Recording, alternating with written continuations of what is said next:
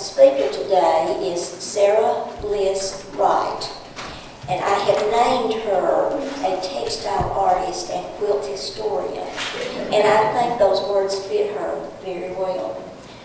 She is from this area, growing up in Talladega, and she is in Mobile now. She moved to Mobile with her husband, who is an attorney there. But she will be speaking to us utilizing the knowledge that she has about the Bemis Bag Company. I hope I'm pronouncing that correctly. And it just brings back so many memories for me, because when I was a little girl, my grandmother made my dresses out of the bead sacks, these beautiful little prints. And I have a sister who's 2 years younger than I, but at that time, we were about the same size, and everybody thought we were twins. Now, she since outgrew me. But my grandmother, knowing, of course, that I was the oldest, she knew that I would want my dress to look a little different. So she embellished mine a little bit more than she did my sister's. I got the colorful bric rack on mine. So I wish I still had some of those little dresses today. But we were talking a little earlier about store-bought. These looked as good as anything I ever saw in a store. And like I said, I enjoyed wearing them so much. And since I remember a bonnet that my grandmother made out of those, and it since has gone to posterity. I don't know where it is. But anyway, we're just so glad to have Sarah here today. She'll tell you a little bit about herself and the things that she's been involved in over the years. I want you to, if you will, to look at this beautiful program that was done by C.J. Foster, who is on the staff here at OPAC. And he's in marketing, but he worked with me on this program. He did most of it. But I think he did just a wonderful job. And I've told him that, and he's helped us so many times with so many different things. And of course, we're grateful to OPAC and John Longshire, our director, for allowing us to be here and have these programs. And just be sure and take advantage of this lovely program. And look on the back, and you will see the history of the Osborne Arts Council, formed in 1981, the members of our council, and then some future events that we will be looking at for the rest of the year. So we hope you'll take advantage of those and join us as we have different programs within the city of Oxford. So now, well, let me tell you one more thing. I shared this with Sarah. We have a magazine that comes out 4 times a year called the Oxford Access. I don't miss a moment to push Oxford. I'm just going to tell you that right now. But this is through the marketing department with the city of Oxford, and it has a wonderful article in here about Sarah. So we try to enlist their help in publicizing the different things that we do. So if you have access to the Oxford Access, be sure to take advantage of it and look at it and see all the things that are going on in the city of Oxford. So now I'll turn the program over to Sarah and give her your undivided attention. She's going to keep you spellbound. You're going to work on her and sew. Thank you, Jane. Anybody on the fringes, if you're not able to see well when we get started, feel free to move. It won't bother me in the least. I really am so happy to be here, so grateful to the Alabama Humanities Alliance for making programs like this possible. Can everybody hear okay? How many of you are quilters? I know I've got a group over here. How many of you ended up inheriting quilts from your grandmother? Yeah, you're somewhere in the closet. Well, I'm going to tell you a story today, a long story that I hope will make you look at these quilts that you have with new eyes and new appreciation, because it's the perfect collision of art and history, or of art, textile art, and industry. As weird as it sounds, you're going to know more about feed sacks when you leave here today than you did, and it will make you appreciate those beautiful quilts that you've got. So, okay, as Jane said, I grew up in Talladega, and we lived out Highway 21 towards Sylacauga, and we drove by this sign my whole life. And one day I was home and this sign was gone, and as it turned out, oh my gosh, the Bemis Bag Company had closed. And instead of having the Bemis sign there at the village where so many of my friends had grown up and their parents worked, there was an estate sale sign. Well, okay, I'm an estate sale junkie. So I followed the sign into Bemiston, and in one of the little houses there were all these quilts, just this stack of quilts all folded up. And now they weren't nice and neat and pristine like this. They had been in this un-air-conditioned house in the Alabama heat of the summers for about 25 years. Some things had taken up residence in between those warm layers, but I didn't worry too much about that. I thought, these are interesting. I began to look at them and thought, these are really quite beautiful. And then, oh my gosh, I looked at the back of one of them and I saw the unmistakable look of a logo.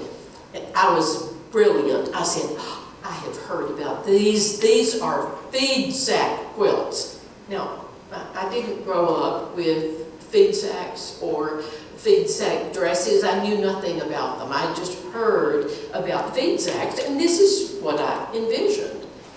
And for some unknown reason, I decided I needed to buy the whole stack of quilts.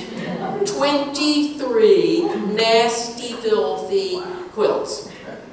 I took them to my sister's house, who's with me today. She's a witness to say, I got over there and she said, have you lost your mind? What are you going to do with these nasty things? Well, I spread them out in the sunshine, and I began to admire all of the different fabrics that were in the quilt tops. And I thought, oh, these are great. These are just fabulous. When I get them all nice and clean, they're just going to be great, I think.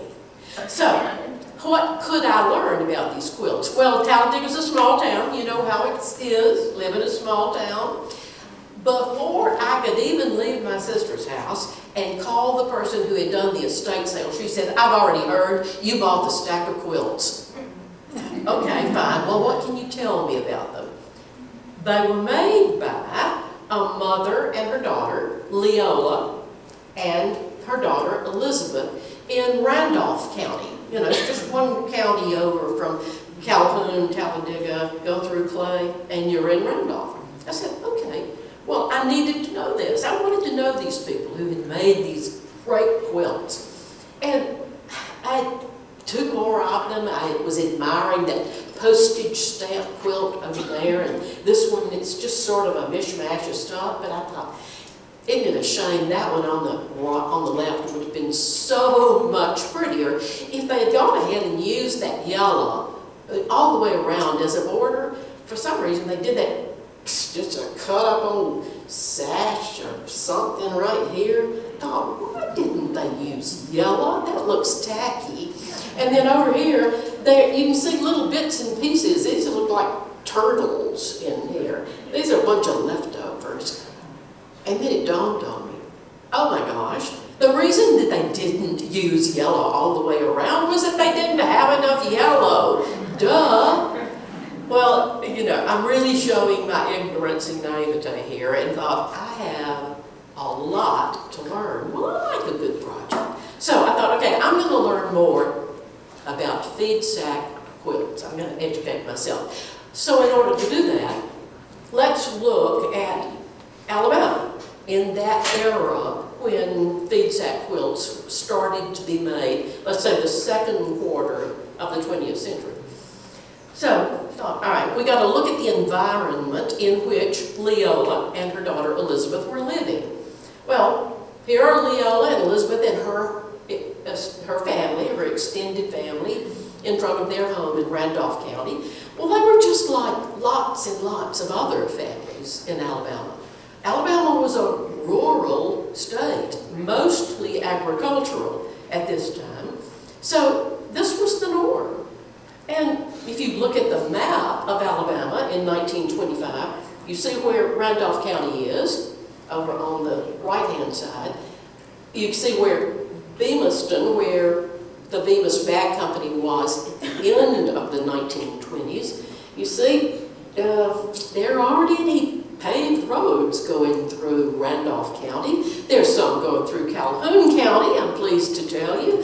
But no, over here, there are no paved roads. Here's Talladega. There's a nice big road there. How in the world did they get provisions? How did they do what they needed to do? Well, obviously, if you live in the country, you've got to have some provisions. So you go into town, whatever the nearest town is, Wedowee, let's say, in Randolph County. You ride into town on Saturday or once a month with your husband, and while he goes in the feed store, you sit in the car and wait, and maybe you go to get your things that you need, or most probably, there were rolling stores that went around to the various went down country lanes, and you could buy anything from eggs and butter to a needle and thread, and you bought flour and sugar in cotton bags. That was the packaging of choice. So you bought whatever you needed, and guess what? Those cotton bags, when they were empty, they provided some cloth that you could use to make your little girls' dresses or to use as backing for your quilts. American women are most resourceful. So, Leola and Elizabeth made a lot of quilts together, at least 23, I can tell you. So, they ended up eventually in Bemiston, Alabama. So, I began to think, all right, would it be possible? Now, this is ridiculous, but this is how my brain works. Leola and Elizabeth live out in the country. They have a farm. They grow some cotton. Would it be possible that Leola and Elizabeth picked cotton and sent it off to the ginner, and the ginner sold it to somebody who sent it to the cotton mill to be made into fabric, and the fabric was sent off to be made into a bag. That bag was filled with flour and feed, and then it was back to the feed store in Randolph County, and my husband bought it and brought it home to me, and I sewed a dress out of it, and the leftovers I made into a quilt, and I slept under that quilt the night before I went back out to pick cotton. Could that bowl of cotton, this is so ridiculous, could that same bowl of cotton have come back in the form of a bag and it was reused? Are you with me? Yeah, I mean, it's stupid, but let's go with it. Let's go with it because it's entirely possible. Now, in order to establish yes or no, we've got to learn more about the bag manufacturers, because that's what's important. We know we grew cotton, but what about those bags? Did they use Alabama cotton in them? Well, before the Civil War, the war between the states, however you want to call that unfortunate war, most provisions were in wooden barrels. But then, when the sewing machine was invented in the mid-1800s, and seams could be made strong enough to actually hold the contents in the bag, textile bags replaced wooden barrels because they were easier to transport. And a man named Judson Bemis came up with a really good idea that he was going to take advantage of this, and he established the Bemis Company to make cotton bags in St. Louis in 1858. The Civil War came along, and the need for cotton bagging was huge. He made a very good investment. His company did well, and he established another one in 1880. There were several bag companies around, Chase being the biggest bag company, But Mr. Bemis set his sights on being the #1 bag company in the nation. Isn't this fascinating? You can't wait to tell people that you learned about bag companies, right? Yeah, just let it be our secret. So, Mr. Bemis did really well. He established later Minneapolis had a bag company, and they decided they needed a logo. And so their logo was the cat in the bag, because they said he was absolutely transparent. He guaranteed his bags. The cat was out of the bag. We are a great company, and you can trust all of the things that we say. Biddy was the champion mouser in the St. Louis factory, and this was an actual rendering of a real cat named Biddy. He looks a little ferocious. The marketing department apparently got hold of him, and by the end of Bemis's history, he had transformed from a ferocious-looking cat into a cuddly little kitty there. But anyhow, we go on. He establishes Omaha as another branch, and note that he is also making paper bags. Now, this is very important. He'll be tested on this later. Mr. Bemis had achieved his goal. He says, when he was speaking before the Finance Committee of the U.S., he says, I'm here representing half of the bag companies in the country. Clearly, he did establish what he wanted to do, and that was to be the biggest and the best. Here's a map of the railroads in the U.S. in 1900. Mr. Bemis had established his bag company in St. Louis and Minneapolis and Omaha. Then he branched out, following the rail lines, to New Orleans and Superior, Wisconsin, and San Francisco, and Indianapolis, and Memphis. But by this time, he was at risk of not having enough cotton sheeting, cotton material, in order to meet the demands of all the bags that he was selling. So he established his first mill village, and that was Bemis, Tennessee. It's up near, just north of the Alabama-Mississippi line. And they grew cotton in that area. He established a textile mill, and he started weaving his own cotton fabric. So he was no longer dependent upon outsourcing that. So he continued to grow. Kansas City, Seattle, Houston. By 1900, half of the flour in the United States was in Bemis bags. So you know those bags were getting into the hands of resourceful women. When he started in 1858, there were 2 bag companies in the U.S. because of growth and the packaging demands. By the turn of the century, there were 109 bag companies because everybody packed everything in cotton bags, and there were more than 600 million bags produced. Now, a bag, the average bag is about 1.25 yards. That's 600 million square yards of fabric that's out there to be used. So, Bemis, Tennessee, the Bemis Bag Company had already established. And in 1928, because of all this growth, Bemiston, Alabama, just down in Talladega, if you just go down 21 through Talladega, come out the other side, Bemiston is on the left. It was established in 1929 so that once again, he would have all of the cotton sheeting that he needed in order to make these bags. Now, what made Bemis so successful? Well, he was brilliant about where he put his business. He needed to have railroads. Well, we've already established there were railroads here. Coal. We know that there's coal under these hills. Alabama has more running water than any other state in the nation. Cotton is abundant. You can go outside and see it growing beside the roads even today. And a labor force. Everything that they needed to be successful. You know, people were tired of having the life of the farmer, where it was a hard life. It was a hard tough life for everybody. To be able to have a paycheck and benefits, yes, and even the women started to work. So whole families moved from the country into mill villages like Bemiston, Alabama. Now, Bemis was not the only one. Here's the Dallas Mill up near Huntsville. They were all over here. They were all over Alabama, mill villages and mills that produced cotton. We were a cotton state.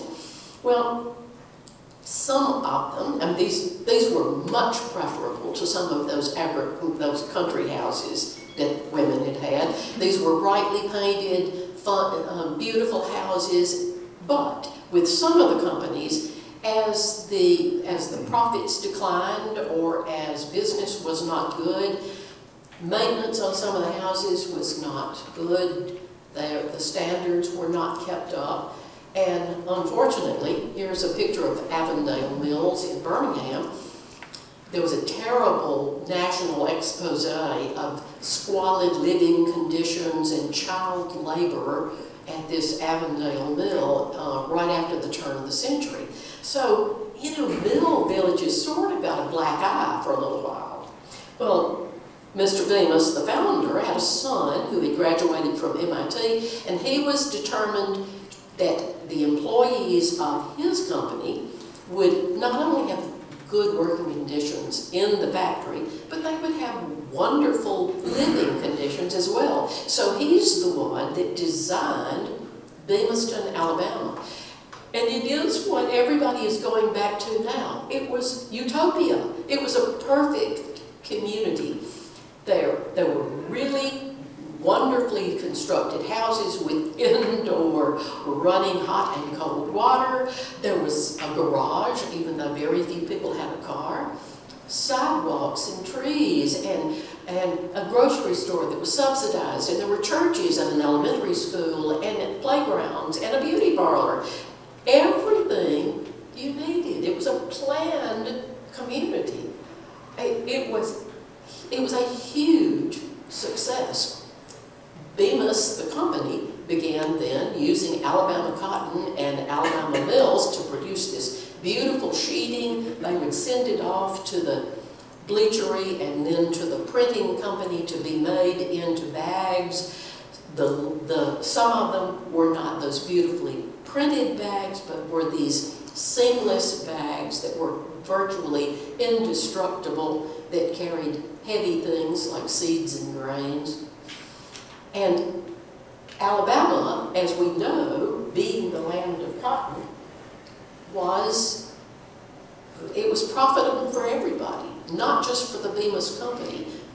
All those farmers that were out there that had not moved to work for one of the mills could grow a little bit of cotton on their land. 1 acre could produce almost $18 worth of profit. Well, it was hard to come by cash. So if you had an acre, you could make yourself a little spending money. Bemis would buy that cotton from you in the field. You could take it to a ginner who would buy it from you, or you could take it to the Bemis mill and they'd buy it from you there. I mean, we can't even imagine how many people were growing a little bit of cotton in the state of Alabama in the 1920s and 30s. I had the distinct pleasure of interviewing Mr. Hazelhurst, who was the buyer for Bemis.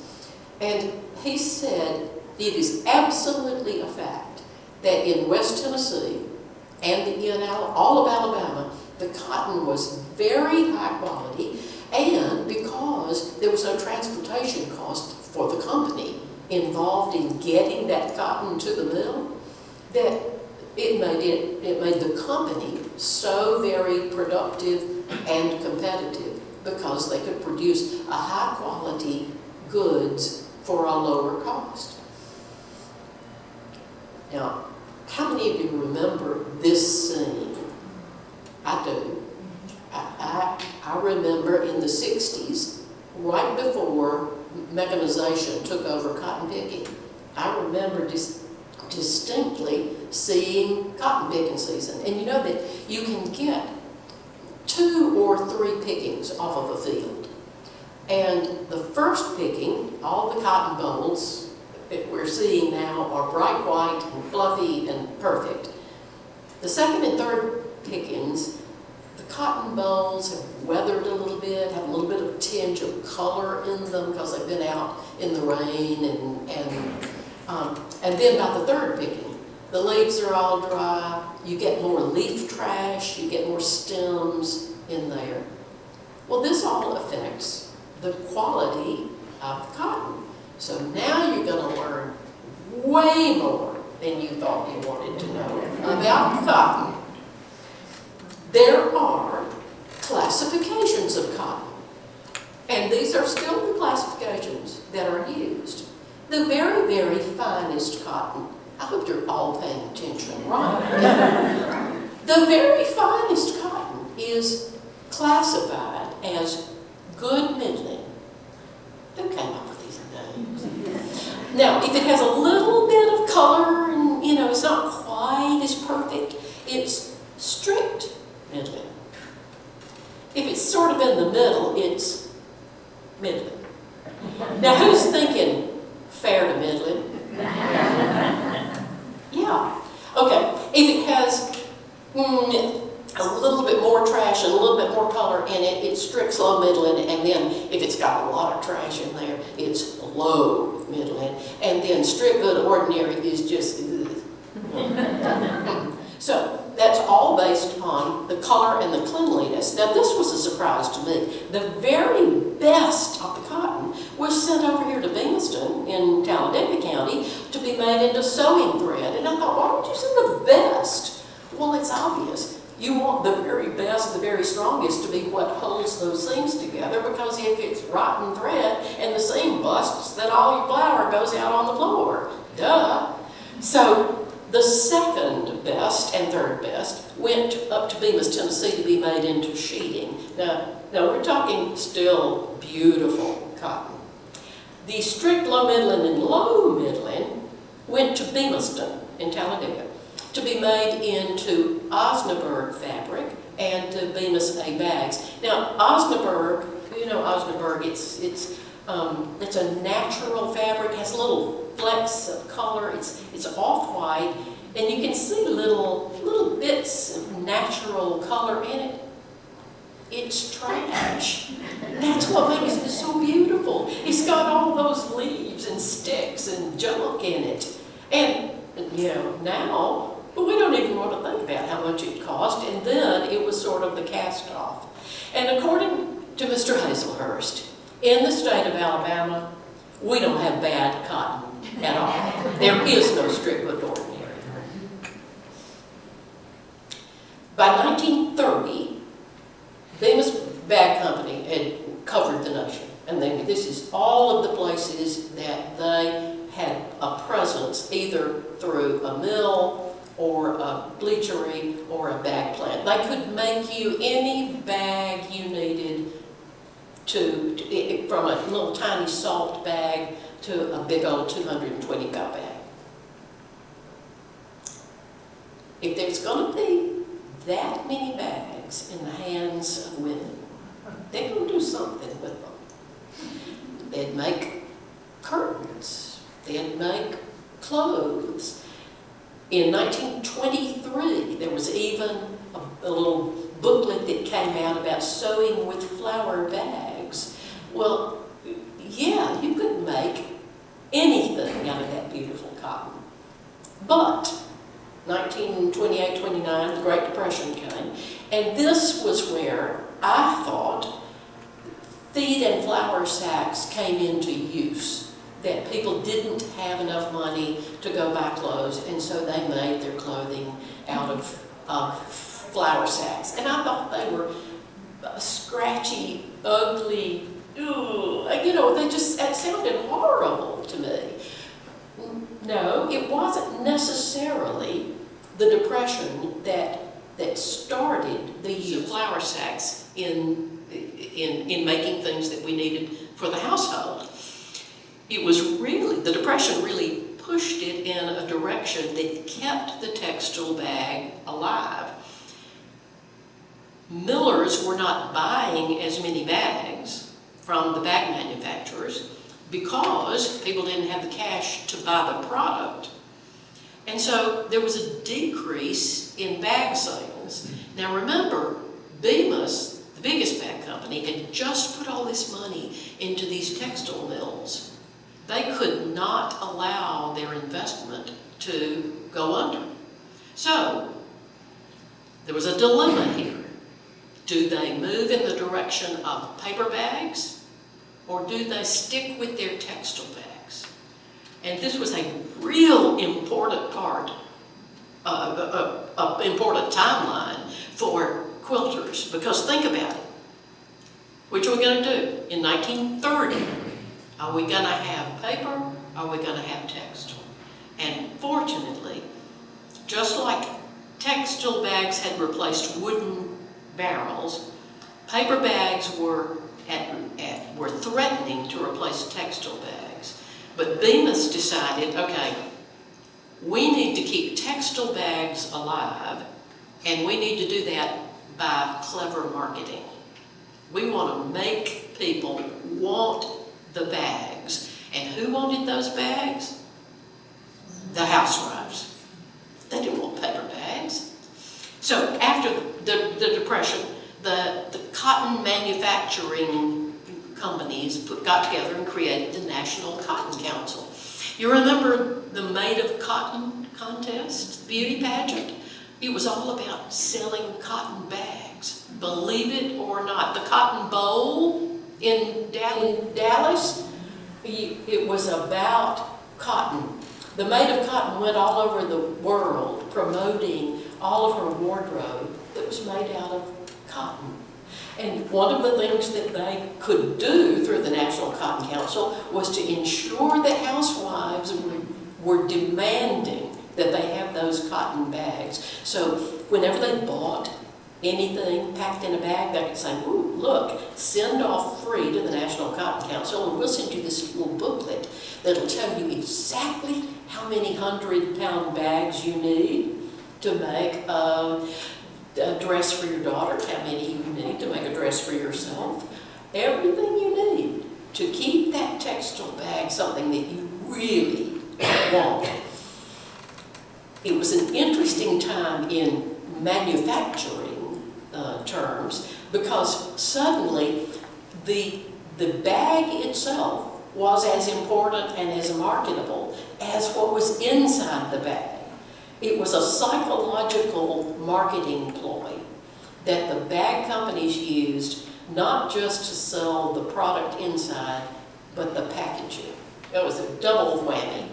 So, if you're going to do that, you better find out what women want. Let's improve these bags for the secondary use that they have. So, we all know that they were originally imprinted with logos with indelible ink, but you could get that indelible ink out. All you had to do was rub it with lard or soak it in kerosene overnight and then wash it. And then if that didn't work, well then scrub it till your knuckles are raw with soap and leave it for a while and then boil it. I mean, it was easy. I mean, you can, and it says right there, see? It'll just be white as any muslin.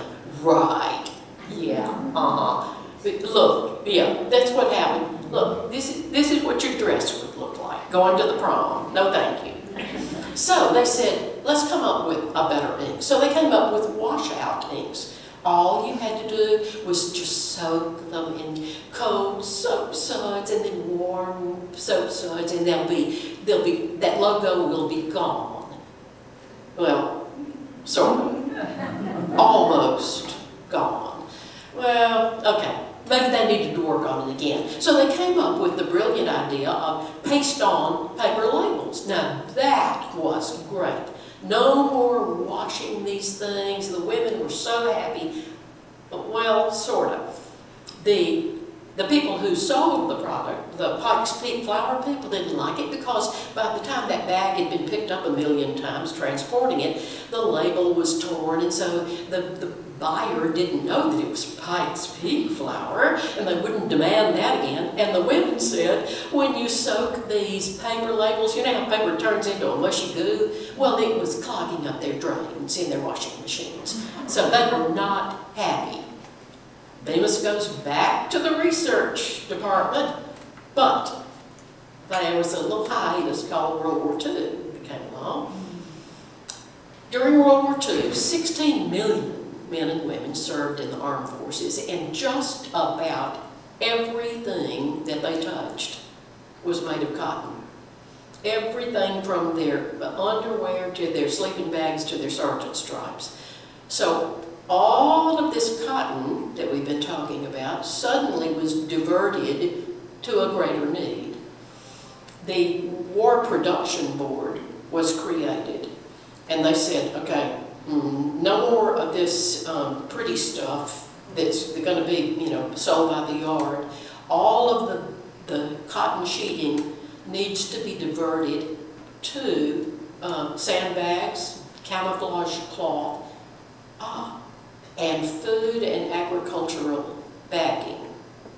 Bemis was going, oh, yes, okay, because they needed these, that was the means of transporting anything. So, the War Production Board issued these orders saying that the cotton mills must create more cotton sheeting. And then they also had another order that said, all right, civilians, you're not going to be able to buy ready-to-wear clothing anymore. That fabric has got to go to the war effort. So you better just mend whatever it is that you have that you're wearing now. So ready-to-wear clothes were a little hard to come by. Fashions changed. Fashions in the 30s were longer for women, had more pleats in them, used a whole lot more fabric. And so the fashions changed. The limitation order dictated how many yards of fabric you should put into a dress. It could not exceed so many yards. Well, women began to sew their dresses, but we've already said they couldn't get the fabric that they needed, so where were they supposed to buy? They couldn't get ready to wear. They needed to sew their clothes, but where were they going to get the fabric? You couldn't get any fabric. Everything from feed and flour to potatoes was going to be in a cotton bag. And that's precisely where the women got their fabric to make these new 1940s fashions. By 1942, Bemis had achieved his goal. His production was up, the company was profitable, and in 1942, 1.5 billion yards of cotton bagging was produced in the United States. Wow. Okay, fortunately, the war ended. Bemis got back to work. The world was trying to get back to normal, but women were still sewing using these cotton bags. And Bemis said, okay, what can we do to make these bags even more useful for you? And they said, well, first of all, we want it to be a good value. We want them to be pretty, and we want them to be a good value. Well, you could now go to Woolworths and buy a yard of any of those fabrics for 15 cents a yard.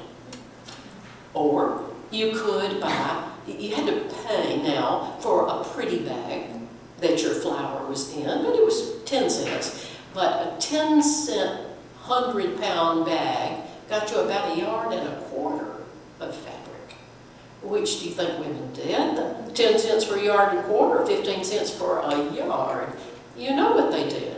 They wanted those bags. So Bemis continued with their research and developed this new band label. It went around the bag like a girdle and kept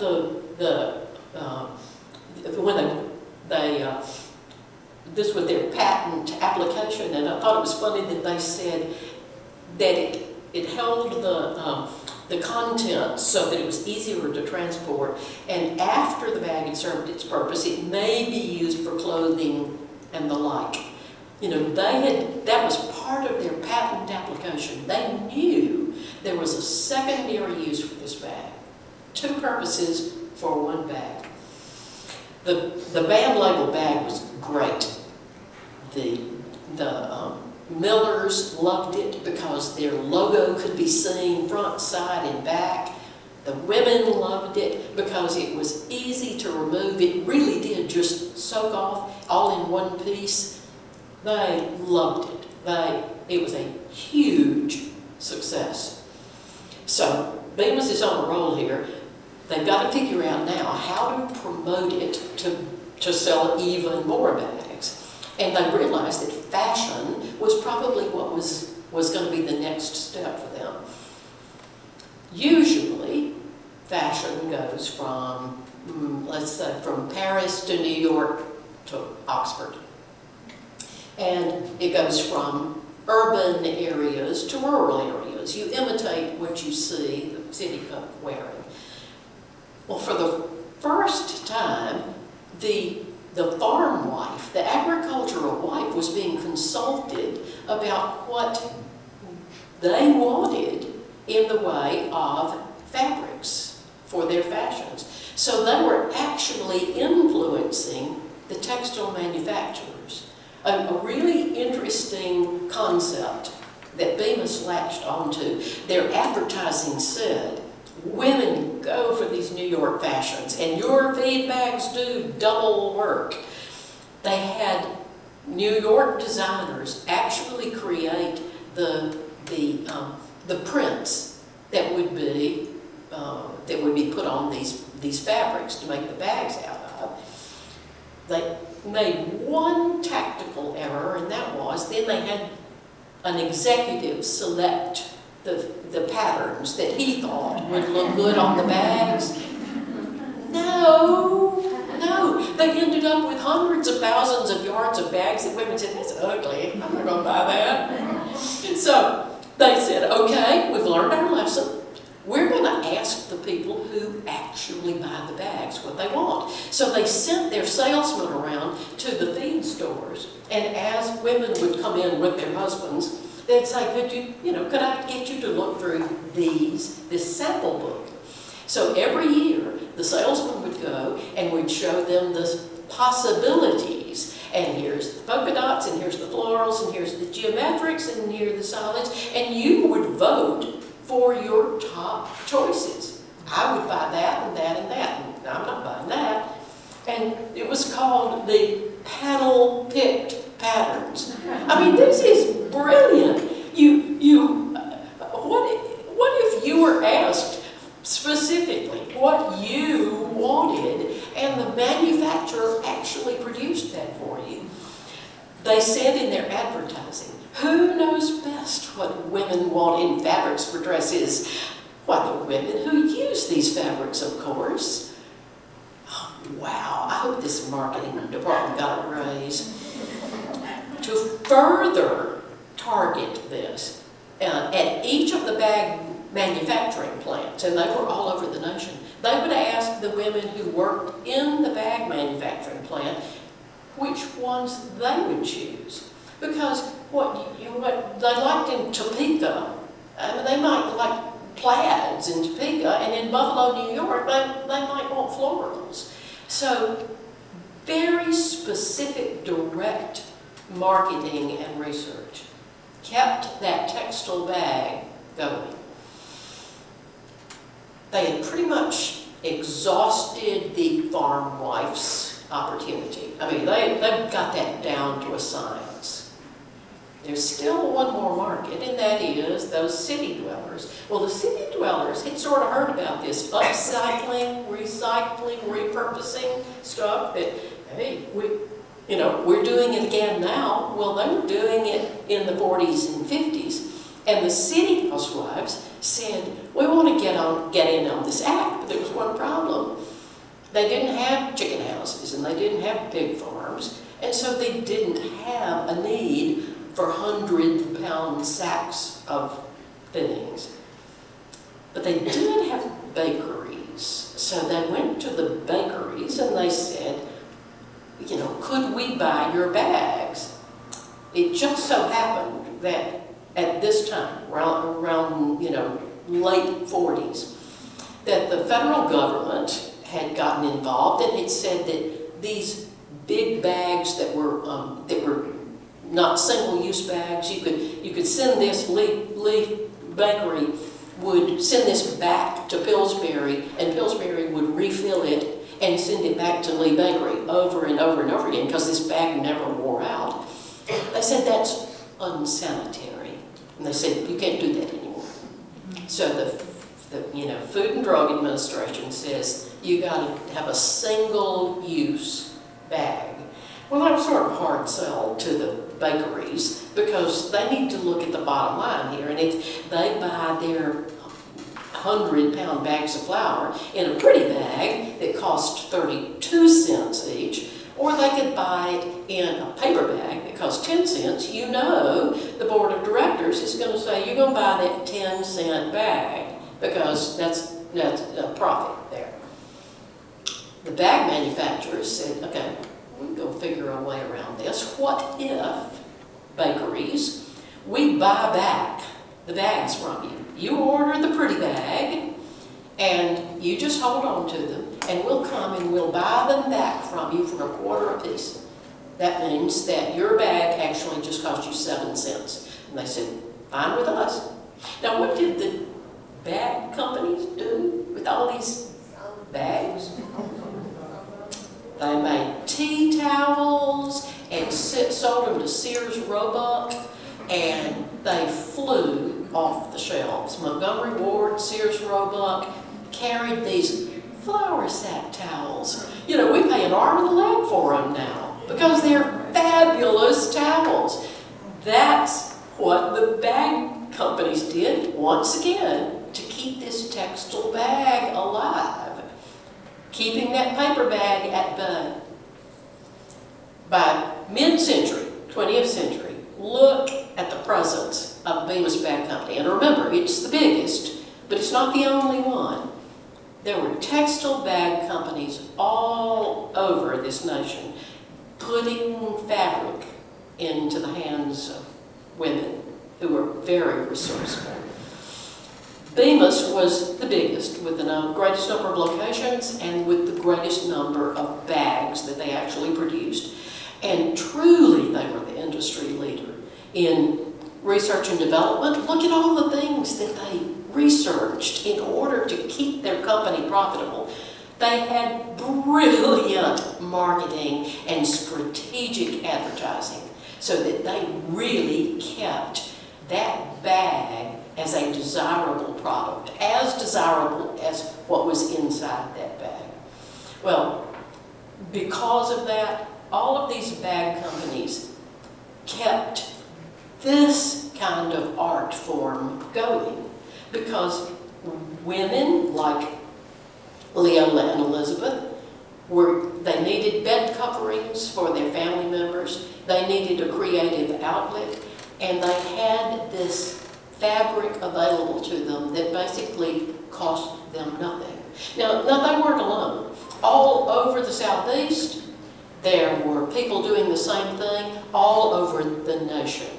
There were women quilting with these fabrics that basically were a byproduct of a manufacturing idea. Why did finally the textile bag bite the dust? You hear a lot of things. You hear, well, plastic came in, or imports from China, or you hear a lot of things. No, it was just that Alabama had ceased to be a basically agricultural centered state. People had moved to town. There was industry. You could get a job. So people moved from the rural areas to the urban areas, and their habits changed. They didn't have chicken farms and pig farms as much anymore. They weren't buying, women were not cooking for farm hands, so they didn't need quite so much flour. And even the supermarket people got involved and said, you know, actually a paper bag looks prettier on the shelf. It's better marketing for our grocery store. So it was just a population shift and a change. And in more than 50 years, Bemis had been the biggest bag manufacturing company. And in 1980, it sold its very last textile mill, the Bemiston Mill in Talladega. And so an era drew to a close. All of these beautiful things that we have that are what remains of that era are really part of a manufacturing story. Now, wait a minute. I sort of went down a pig trail, didn't I? I was supposed to be wondering if that cotton bowl that Leola picked could have come back to her in the form of fabric, and could she have blended into a quilt, and could she have slept under it with that same, okay, this will be quick, I promise. Okay, so if Leola had picked that bowl of cotton and had sent it to Bemis, we have to prove that Bemis did sell bags in Alabama. Easy. Here are the leading brands of flour in the Southeast prior to 1951. And the ones in yellow, gold, are the ones we know were sold in Alabama. Gold Medal, Pillsbury, Pikes Peak, Mother's Best. So, yes, absolutely, these bags could have been sold, and Leola's cotton could have been in one of these bags. Now, how else could she have gotten some of those fabrics that had Alabama cotton in it? Well, her daughter worked for Bemis in Bemiston, Alabama, and so she could have bought it from the mill store, or it could have been given to her for some of these promotional things from the Bemis Company, sewing with Bemis fabrics. So yeah, Leola and Elizabeth easily could have gotten a Bemis bag that might have had some of their cotton in it, but you know what, that obviously became a moot point. That's not where I went with my research. Where I went was to find out that yes, these bags are such a big part of Alabama's history. We just didn't realize what a huge impact Alabama has had, not just on a business, but on an art form. Because from 1930 to 1960, it's really a distinct period of textile history throughout the state of Alabama. Think of all the mills and all the presence that you know we had in the state of Alabama. But that same time period is a distinct period of quilt history, because it was during that time that all of these feed bags, flour bags, were being repurposed into things that we actually still have in the form of the quilts that have been handed down to us, that I hope now we look at with new eyes. The landscape of American quilts would be distinctly different if paper bags had taken over in the 1930s. Think about how horrifying that is. What if paper bags had taken over? We wouldn't have those beautiful quilts that we have to represent this period of history. And it's Bemis Bag Company and its presence in Alabama that really led the way with that.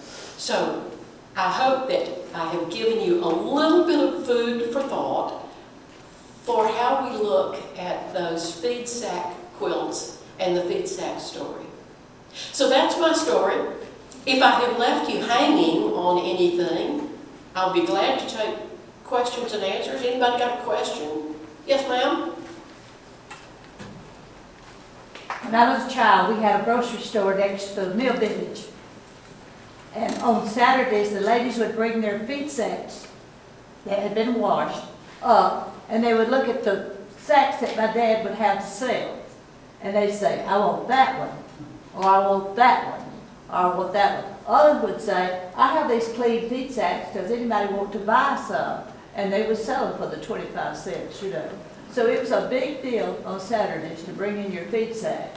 And I still have a few garments that my mother made. And on Wednesday afternoons, we would close. And so she would take feed sacks that she had purchased, and she would make aprons. And then on Saturdays, when the ladies would come in, she would sell the aprons for 50 cents. So she paid 25 cents on every apron, you know? So it was a fun thing for her to do. And right now, I have a jacket, just a little cotton jacket, you know, more like a blouse, that my grandmother made out of feed sacks for herself to stay warm in her big old farmhouse, you know what I'm saying? So that little garment is very precious to me. What But I love memories. hearing your story about the feed sack. Well, and that just goes to show that these feed sacks were used for so many things. I mean, for barter, for trade, for making a profit. Right. And the Guyana sack, I don't know if you're familiar with the Guyana sack or not. I don't really know what that fabric was particularly. But the Guyana sack was, they could put that together with flat seams. Y'all know what a flat seam is. And that became the sheets for their beds. Or they could hem them, and that became, and that's not a very good towel, okay? But it hung up there and they could dry their hands on a Guyana sack. yeah, this fabric is just the most wonderful fabric, and maybe we didn't truly appreciate it until now, and we look back and think, what a treasure we have. Did I leave you hanging on anything? Well, thank you again to the Oxford Arts Council, and thank you to the Alabama Humanities Association for making it possible for us to learn a little bit more about Alabama.